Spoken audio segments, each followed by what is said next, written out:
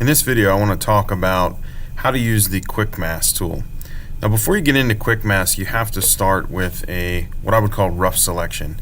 There's three tools I'd recommend here: Polygonal Lasso, the Quick Select tool, or the Magic Wand tool. I want to look at three different photos before we get started here. So in this rulers example, I have some really straight lines on here, so the polygonal tool would be the best. So if I deselect this area, and I have my background copy turned on, and I could even copy from the color layer for color tints here, I would start with Polygonal Lasso, and best I can, I draw right around the edge of the object. And because the object is straight, this should give me the best result. And I'll head up back towards the top here, and I'll get that little circle that tells me that my selection is closed. So that's a pretty good selection on here. And this would be a rough selection. And then if I wanted to, I could go into Quick Mask, where it paints everything in that red masking color, and I could go in and tweak. You can see I lost a little bit here. Now, while I'm in the Quick Mask, typically you're going to use the paintbrush. So if you want to add more masking, you paint it on with the paintbrush, and you can change the size. You do want to pay attention to the size of and hardness of your brush.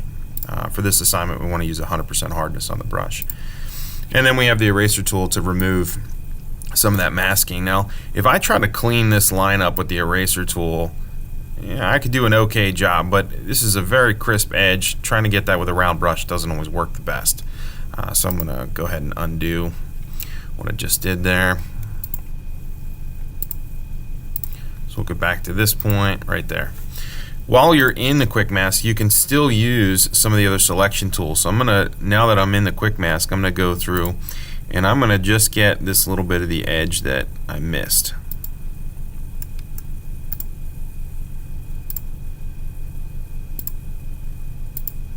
So now I have this selected area, and I can only work inside of that area. So the nice thing is, if I go to my eraser, I can use a large eraser, and I only erase inside that selected area, so it still gives me that nice crisp edge. So first thing we have to do is exit the Quick Mask tool, and then I can do my Layer New via Copy.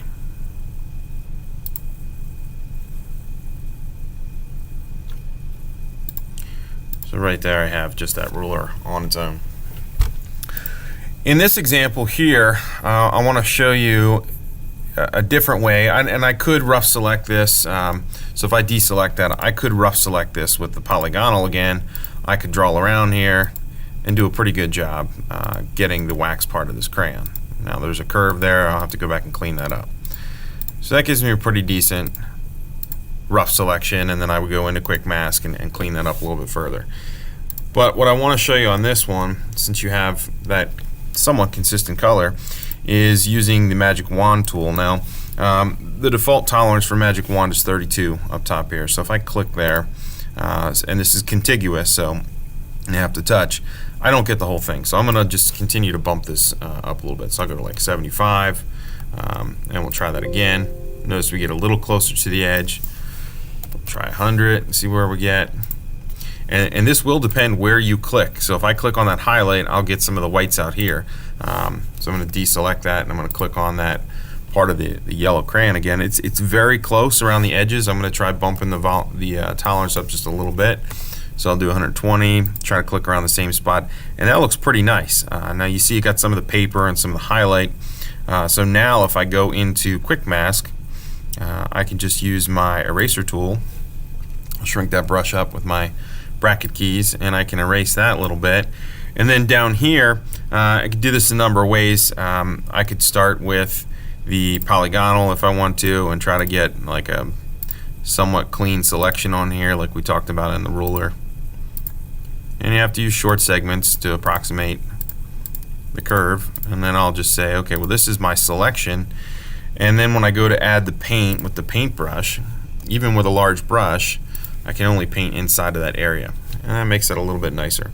When you're done there, you would get out of the Quick Mask tool, and then I would, with my background copy selected, or even the black and white one, I would do my Layer New and then Layer via Copy, and then I have this little bit of the crayon out on its own. Last one I want to talk about here is using the quick selection tool. So with quick select in this one, because again, you don't have like nice square edges like we had in the last two, I'm going to click out here in the green and kind of push this into the area that I'd want to select. So I'm going to just drag that around, get that as close as I can. And this would be probably your best way on this one to do your rough selection. If I tried Magic Wand, we'll see what I get here. Yeah, it's kind of messy. It's still up at 120, so let's drop this back down to like 60 and see where we get. And that's not too bad. Alright, but if I go to click around and add some more, it's not as neat as the quick select tool. So this would be a good example to use. For quick select, you get as much of that green color as you want to grab. And you see I overdid it here, so I'm going to go to the minus brush and I'm going to pull that back a little bit. And just slide that over. And then at this point, I would enter into Quick Mask and go through and clean some of this up with my brush tool. So shrink that brush down a little bit, and I'll paint in a little bit where that white is. Bring it over there just a little bit. But it's all about figuring out what is the most effective way to get a rough selection of your subject, and then going back and cleaning that up. And then don't forget to toggle back and forth between your quick mask mode and normal selected mode, so you can see like, you know what, I missed a little bit of green up there. I need to go back into quick mask and grab my eraser and erase some of this. Alright, so that's just a little bit about quick mask. Make sure you take a look at some of the other resources in Color Tint, but hopefully this was helpful. Thanks.